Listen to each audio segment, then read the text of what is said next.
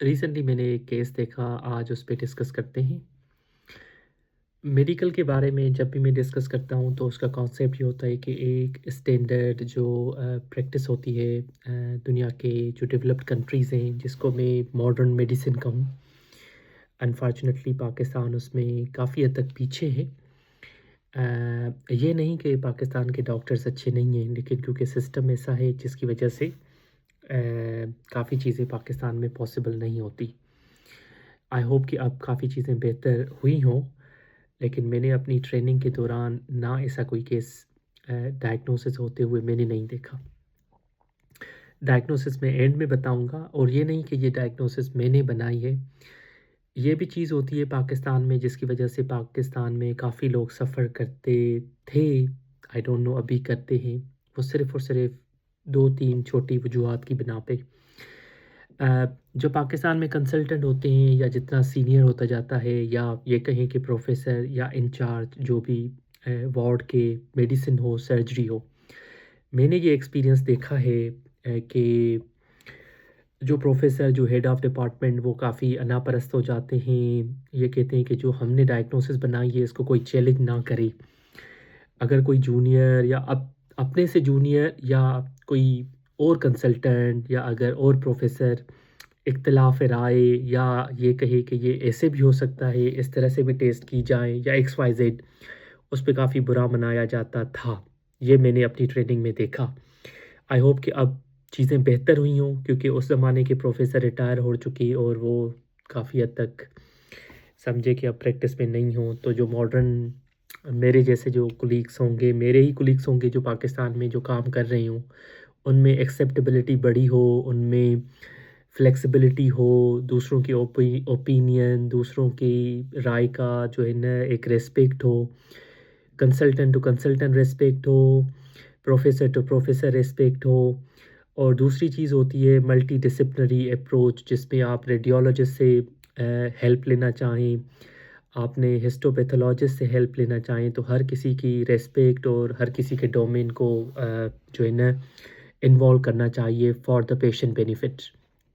खैर, अ, 3 दिन पहले मुझे एक रेफ़रल आया, और मैं क्लियरली ये बताऊँ और पहले भी मैं बताता हूँ, ऐसे नहीं है कि मैं ही कोई बड़ा, मतलब ये है कि मुझे डायग्नोसिस आती है या मुझे चीज़ों का पता है। मैं आज भी चीज़ें सीखता हूँ, आज भी लर्न करता हूँ। कोई दुनिया में ये नहीं है कि हर डॉक्टर बहुत बड़ा इंटेलिजेंट, ये हम पाकिस्तान में कहते हैं इंटेलिजेंट जीनियस, लेकिन दुनिया के जो डेवलप्ड कंट्रीज़ पर्टिकुलरली यूके में इंटेलिजेंट का कॉन्सेप्ट नहीं होता। यहाँ होता है सेफ डॉक्टर और कॉम्पिटेंट डॉक्टर।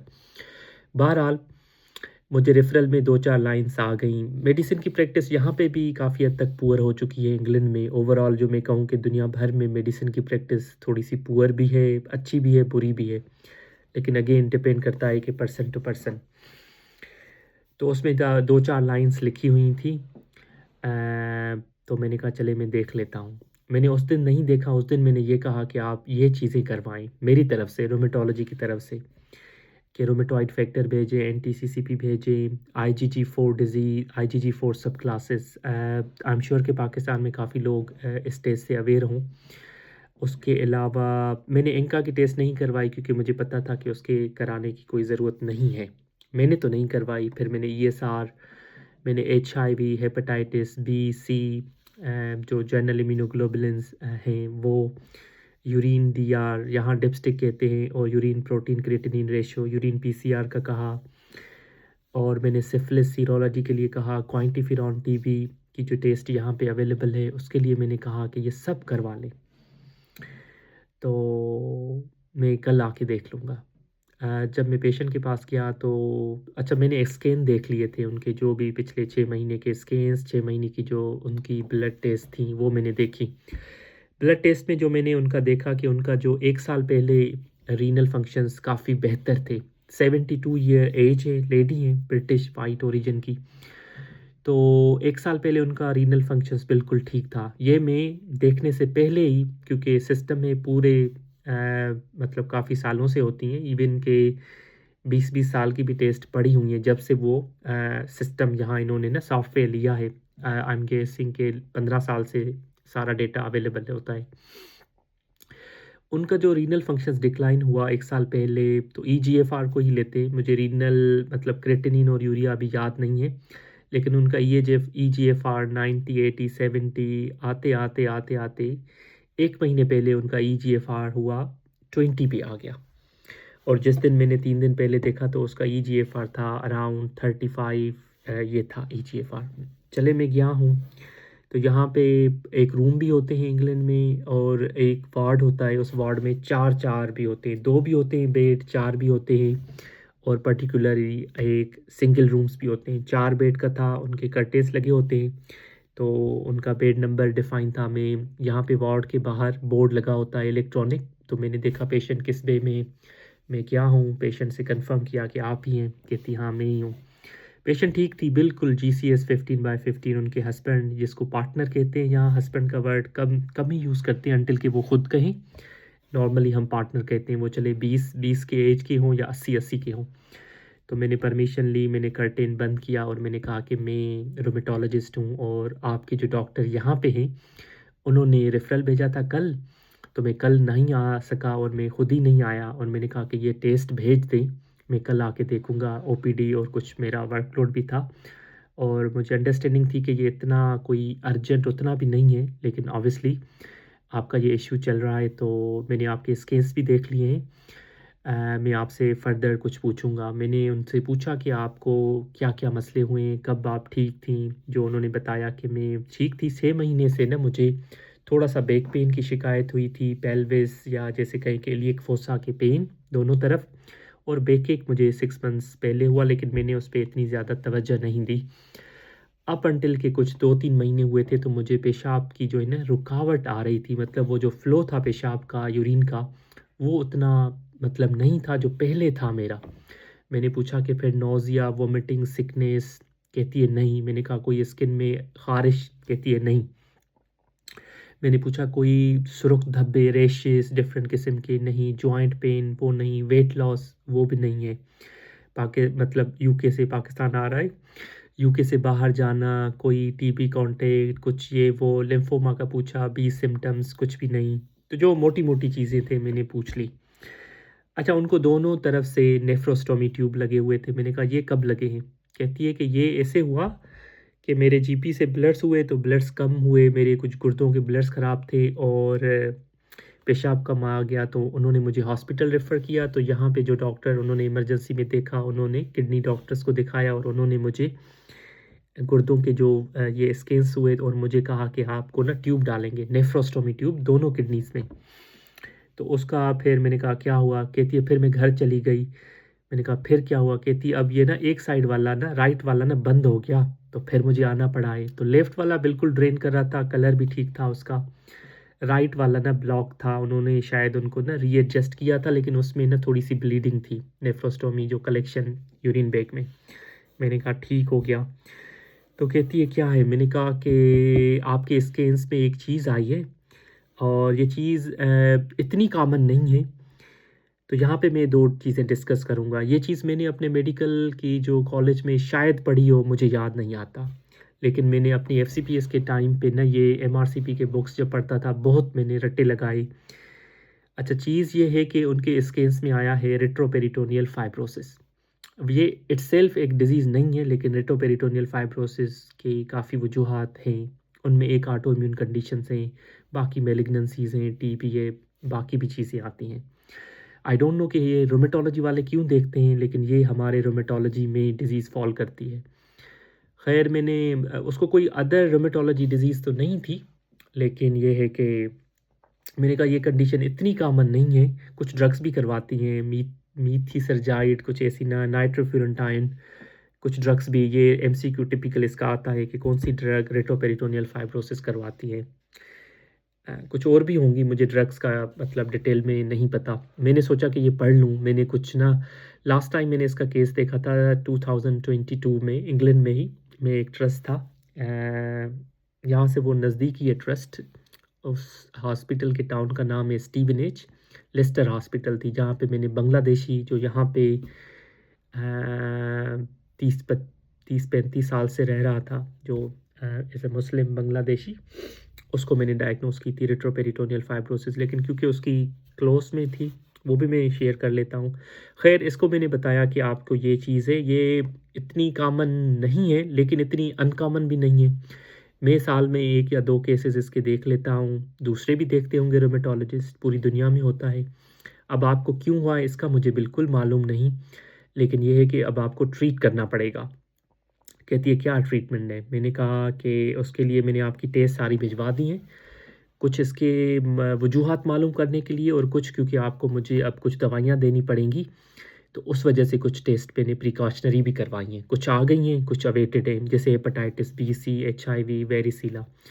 तो उन्होंने कहा क्या आप देंगे? मैंने कहा स्टीरॉयड के बारे में आपने सुना है? कहती हाँ, सुना है लेकिन मैंने कभी ली नहीं।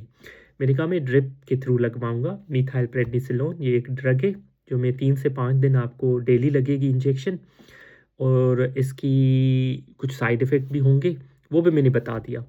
और इसके लिए कुछ एडिशनल आपको टैबलेट्स एज़ अ सपोर्टिव देनी पड़ेंगी, कैल्शियम, विटामिन डी, और आगे चल के मैं एक दूसरी टैबलेट शुरू करूँगा जो इसी के फंक्शन पे ही काम करेगी, लेकिन उसका दूसरा नाम होगा। वो मैंने बता दिया, मेथोट्रेक्सेट होगी, माइक्लोफिनोलेट में दूँगा। तो कहती है क्या होगा फिर इससे? मैंने कहा कि हाँ, ये अच्छा जो है ना आपने पूछा, क्योंकि आपके जो है ना ये एक फाइब्रोसिस समझे, फाइब्रोसिस इज़ फाइब्रोसिस, हम यहाँ स्कैरिंग कहते हैं नॉर्मल लैंग्वेज में। मैंने कहा कि आपके जो किडनी से यूरेटर नीचे जा रहे हैं, पीछे से इन्फ्लेमेशन हो रही है और वो उनको किंक कर रहे हैं, ब्लॉक कर रही हैं, और जिसकी वजह से आपकी ये जो है ना गुर्दे काफ़ी हद तक ख़राब हो चुके हैं। फ़िलहाल तो ये ट्यूब लगे रहेंगे। जैसे मैं ये दूँगा तो हमें डेली आपकी किडनी फंक्शन चेक करूँगा, और देखते हैं क्या रिस्पॉन्स आता है। आई एम होपिंग कि काफ़ी रिस्पॉन्स इसी हफ़्ते, आपको 1 हफ़्ते रहना पड़ेगा। यहाँ इंग्लैंड में ये होता है कि लोग अगर ठीक हों या बेहतर हों या इवन सिक भी हों, वो हॉस्पिटल में ज़्यादा अरसा रहना नहीं चाहते, और वो जो बिल्कुल ठीक फ़ील करें, वो तो बिल्कुल भी नहीं। वो कहते हैं हमें बस कल छुट्टी करें, हमें नहीं रहना। लेकिन मैंने कहा कि आपके गुर्दे हैं, और अगर आप चाहती हैं कि गुर्दों को बेहतर तरीके से मुझे समझ आए, इस वजह से आपको 1 हफ़्ता मिनिमम यहाँ पे रहना पड़ेगा। मैं आपको ये 5 डेज़ तक ये दूँगा, उसके बाद मुझे पता चल जाएगा। फिर आप भले घर चले जाएँ, फिर मैं आपको 2 से 4 हफ़्तों में ओपीडी में देख लूँगा। और ये इंजेक्शन है, जब यहाँ से जाएँगी तो 8 से 10 टैबलेट या 8 से 12 टैबलेट के बीच में आपको प्रेडनिसोलोन की टैबलेट स्टार्ट कर लूँगा। कहती है इतनी टैबलेट्स? मैंने कहा हाँ, लेकिन कोई मसला नहीं है, बाकी वो सब गाइडेंस आपको दे देंगे डॉक्टर यहाँ पे जब आपकी छुट्टी होगी। अच्छा, तो उनका जो जीएफआर 35 था 3 दिन पहले, तो उनको मैंने मिथाइल प्रेड 1 डोज़, दूसरा और तीसरा, तो आज उनका जीएफआर है 54। उनकी क्रेटिनिन भी इम्प्रूव हो चुकी है, यूरिया भी इम्प्रूव। अच्छा, मैंने देखा नहीं है, सिर्फ़ मैं ब्लड उनकी ना मॉनिटर कर रहा था अपनी ऑफ़िस से ही। तो मैंने कहा मैं आऊँगा 5 दिन के बाद, लेकिन मैं ब्लड डेली चेक कर रहा हूँ उनकी। तो कहने की बात है कि हम पाकिस्तान में किताबों में पढ़ते हैं, मैंने किताबों में भी पढ़ा, और अल्हम्दुलिल्लाह मैंने वो चीज़ें देखी भी हैं। तो कहने की बात है कि ये हकीमों को नहीं पता कि रेट्रोपेरिटोनियल फाइब्रोसिस क्या है। ये जो एक जमील ज़हर भी है, वो ज़हर भी है या वो ज़हर देने वाला है, आई डोंट नो। उसको भी नहीं पता कि रेट्रोपेरिटोनियल फाइब्रोसिस क्या है। जो डॉक्टर हज़रात हैं, जैसे जूनियर्स, जब हम होते हैं हाउस जॉब करने वाले, हम जब हम पीजीशिप करते हैं या जो नए कंसल्टेंट बनते हैं, ज़रूरी नहीं है एफसीपीएस पास करने के अगले दिन हमको सब कुछ आ जाए। ज़रूरी नहीं है मैं यूके में हूँ तो मुझे सब चीज़ का पता हो। अ, यहाँ पे तो इंग्लैंड में ज़ाहिर-सी बात है पाकिस्तान से एडवांस है। पाकिस्तान में भी होता होगा काफ़ी जगह मल्टीडिसिप्लिनरी मीटिंग। ट्राई करें, अगर आपको नहीं समझ में आ रहा तो मीटिंग में डिस्कस करें, अपने सीनियर से डिस्कस करें। जो भी कुलीग हो अपनी स्पेशलिटी में, दूसरी स्पेशलिटी में। तो इसमें ये नहीं है कि आपको नहीं आ रहा तो आप शेम फ़ील करें, कुछ भी नहीं है। मरीज़ के लिए ये होगा, आपकी नॉलेज बढ़ेगी। तो जैसे मैंने कहा कि मैंने अपनी आयरलैंड में जब मैं था रूमेटोलॉजी में केसेस देखे हुए थे एज़ अ ट्रेनी डॉक्टर, और मैंने जैसे पहले मैंने केस देखा रेट्रोपेरिटोनियल फाइब्रोसिस, उसका मैंने सारा वर्कअप करवाया था, कोई एविडेंस नहीं मिला उसको, क्योंकि 3 मंथ से वेट लॉस की हिस्ट्री थी, और हॉस्पिटल से आने के 1 हफ़्ते पहले उसकी एक्यूट रीनल फेलियर में गया, और मैंने हॉस्पिटल में जब उसको मिथाइल प्रेट दिए, तो उसका बिल्कुल रिकवर हो गई किडनीज़। फिर मैंने उसको माइक्रोफिनोलेट पे था और 6 मंथ्स के बाद जब मैंने सीटी पेट किया, तो वो बिल्कुल उसके रिज़ॉल्व हो चुका था। तो ये है कि बताने का मकसद ये है कि सब चीज़ें किसी को नहीं पता। अगर आपको चीज़ नहीं समझ आ रही, आपने दवाइयाँ दी हैं, तो ये है कि जैसे पाकिस्तान में ना एंकाइलोसिंग स्पॉन्डिलाइटिस को भी अभी तक टीबी स्पाइन लोग कर लेते हैं। अगर टीबी स्पाइन नहीं हो या ये जैसे केस हो, तो आईजीजी-4 करें। वो एक नए समझे कि बहुत नई नहीं है, 10-15 साल में एक डिज़ीज़ है, वेस्कुलाइटिस का एक वेरिएंट है, जो ऑलमोस्ट बॉडी के मेजर ऑर्गन्स को इन्वॉल्व करता है, liver, lung, brain, pancreas, bone, prostate. मैंने सारे केसेस देखे हैं लकीली, और उसके भी 1-2 केसेस मैं पूरे साल में देख लेता हूँ।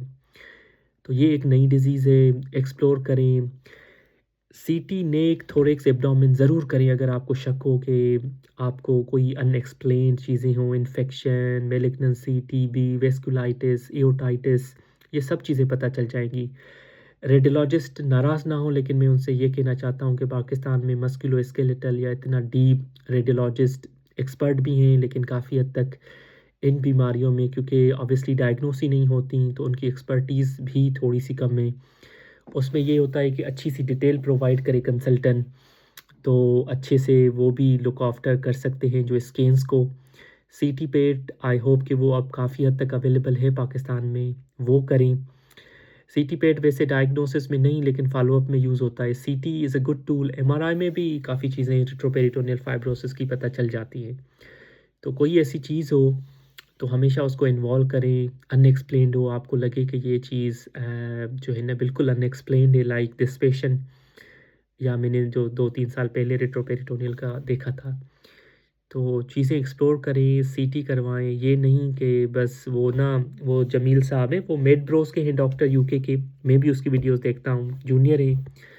तो वो उसको ना टेक करके बना रहे थे कि पेशाब, वो ना जमील साहब बता रहे थे पेशाब सुबह में कलेक्ट करें और रात को भी कलेक्ट करें, और बस उसमें पता चल जाएगा। नहीं होता भई ऐसे, उसकी मैं वीडियो बनाऊँगा। तो मैं भी ट्राई करता हूँ कि जितनी इन्फॉर्मेशन मैं दे सकूँ। जब आप लोगों के केस ख़राब हो के कराची के बड़े हॉस्पिटल में, लाहौर, इस्लामाबाद जाएँगे, तो फिर डॉक्टर्स के पास उतना टाइम, वो मेडिसिन, वो चीज़ें नहीं होंगी। बस मुझे यही कहना था कि वीडियो देखें, वीडियो को शेयर करें, ये लोगों के लिए ही है, ये डॉक्टर्स के लिए है, ये सबके लिए है। इसी से ही अवेयरनेस, मेरा कॉन्सेप्ट यही होता है कि अगर मुझे जितना आ रहा हो तो मैं कंट्रीब्यूट करूँ। तो बस यही है कि आज के दिन मैंने सोचा कि इस पे बना लेते हैं वीडियो। Thank you.